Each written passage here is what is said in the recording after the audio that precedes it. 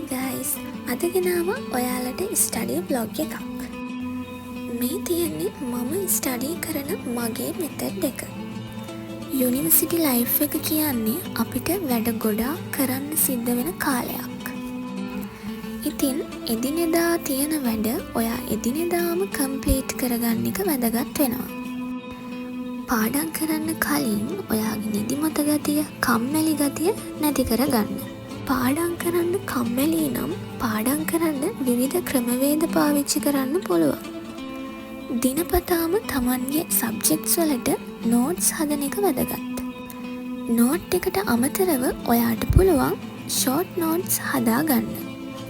Short note හදාගන්න විවිධ ක්‍රම ඔයාට පාවිච්චි කරන්න පුළුවන්. යුනිවර්සිටි එකේදී ස්ටඩීස් වලට අමතරව අපිට අසයින්මන්ට්ස්, ක්විස්, ෆීල්ඩ් විසිට් වගේ දේවලුත් කරන්න සිද්ධ වෙනවා. පාඩමක නොතේරුණ තැන් පැහැදිලි කරගන්න වගේම අලුත් තොරතුරු හොයන්න ඔයාට ChatGPT, Gemini යූස් කරන්න පුළුවන්.